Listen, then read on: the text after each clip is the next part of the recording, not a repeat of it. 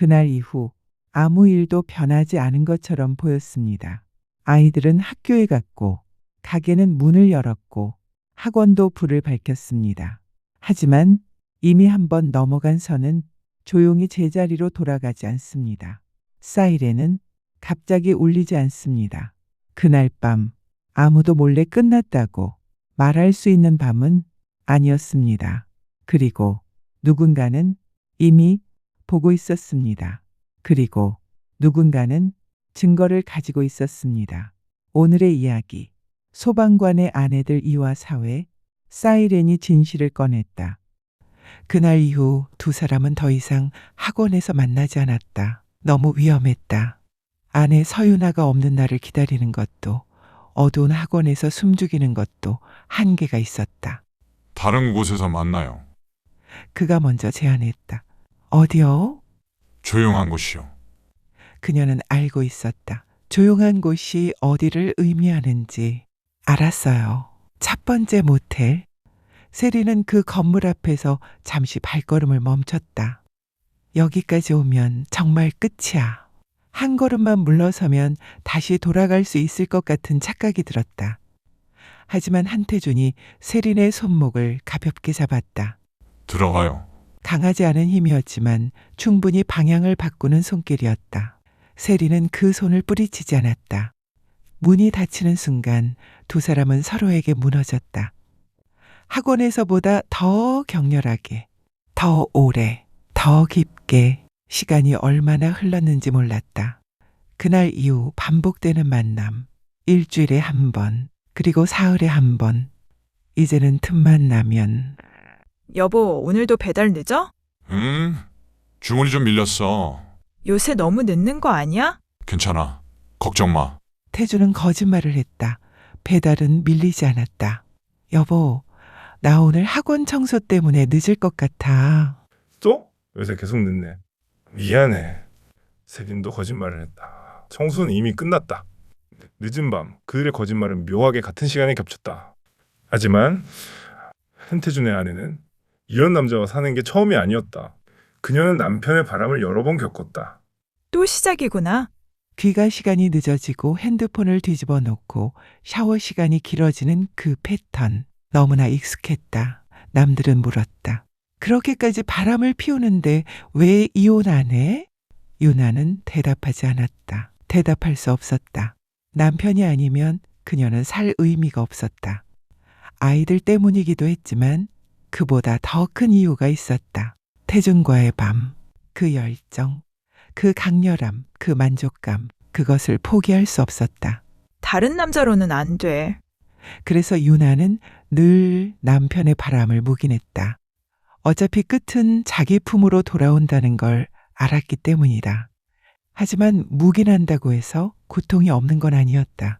그래서 그녀는 늘 남편을 예의주시했다. 태준의 육체적 욕망이 오직 자신만의 것이길 바라면서 요가 학원, 남편이 요가 학원을 권유했을 때 유나는 의아했다. 우리 같이 운동 좀 하자. 요가 어때? 요가? 갑자기? 응. 몸도 풀고 같이 다니면 재밌을 것 같아서. 그녀는 남편의 제안을 받아들였다. 같이 다니면 남편을 더 가까이서 지켜볼 수 있을 테니까. 그런데 요가 강사를 보는 순간 불안감이 밀려왔다. 젊고 탱탱하고 끝내주는 몸의 곡선. 이 여자 위험해. 그녀는 본능적으로 느꼈다.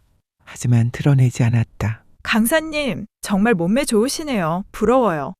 감사합니다. 웃으면서도 그녀는 남편 태준을 계속 관찰했다.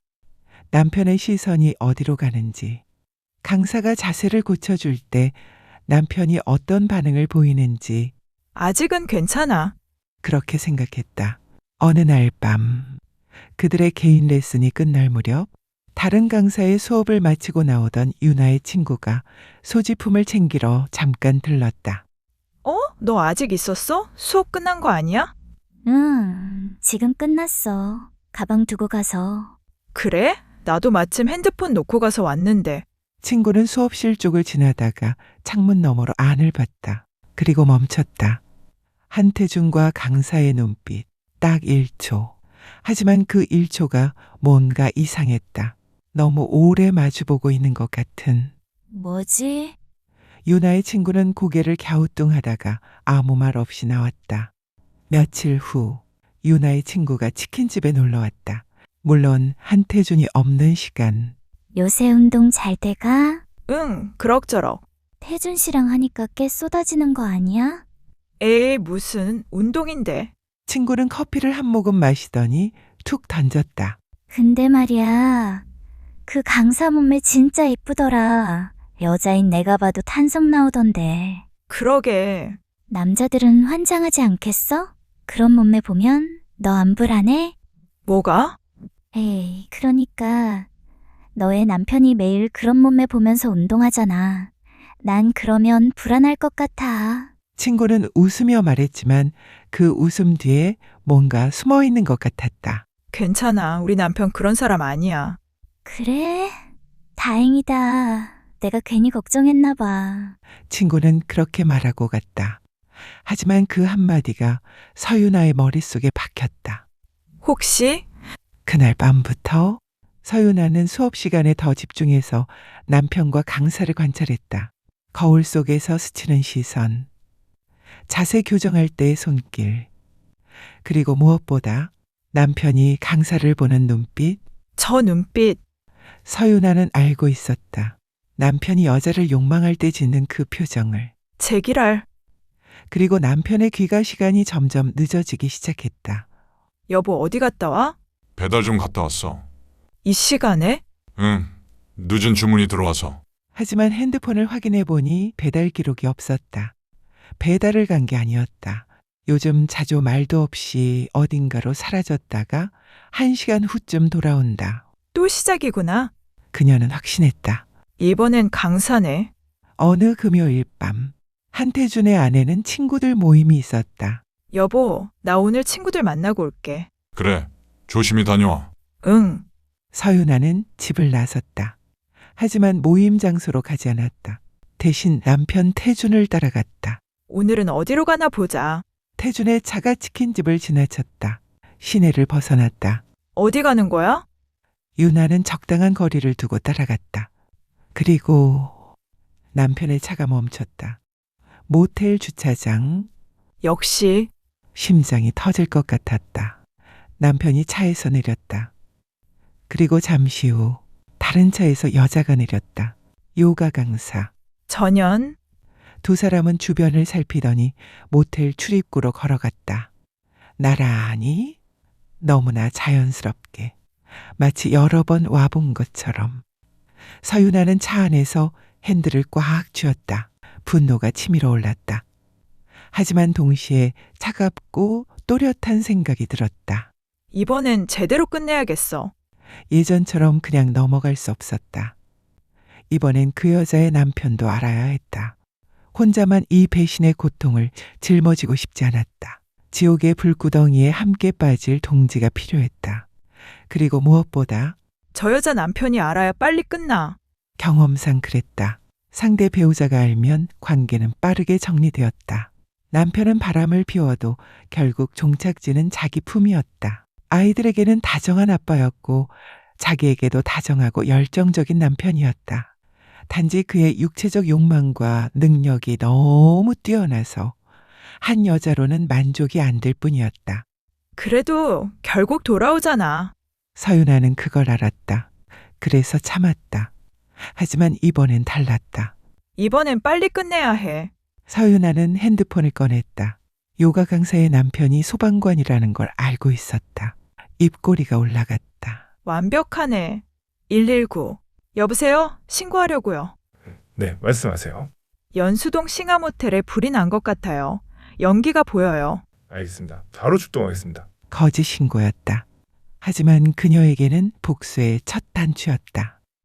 전화를 끊고 서윤아는 차에서 내렸다. 모텔 1층으로 들어갔다. 복도에 있는 비상벨 꾹 삐익 삐익 삐익 귀청이 찢어질 듯한 사이렌 소리가 건물 전체에 울려 퍼졌다. 5분 후 멀리서 소방차 사이렌 소리가 들렸다. 위잉 위잉. 모텔 투숙객들이 하나 둘 쏟아져 나오기 시작했다. 불이야? 뭐야, 무슨 일이야? 빨리 나가. 주민들도 나왔다. 소방차가 도착했다. 소방관들이 급히 내렸다. 그리고 그중 한 명, 요가 강사의 남편. 그는 헬멧을 쓴 채 건물을 확인하려 했다. 그 순간 모텔 출입구에서 두 사람이 뛰어나왔다. 한태준, 요가 강사 김세린. 옷을 급히 입은 듯 머리가 흐트러진 채 소방관 박재석의 발이 멈췄다. 그는 그들을 봤다. 정확히 자기 아내 그리고 옆에 있는 남자. 시간이 멈춘 것 같았다. 세린도 남편을 봤다. 얼굴이 창백해졌다. 한태준도 소방관을 봤다. 그리고 조금 떨어진 곳에서 서윤아가 서 있었다. 차갑게 웃으면서 네 사람의 시선이 공중에서 얽혔다. 아무도 말하지 않았다. 하지만 모든 것이 드러났다.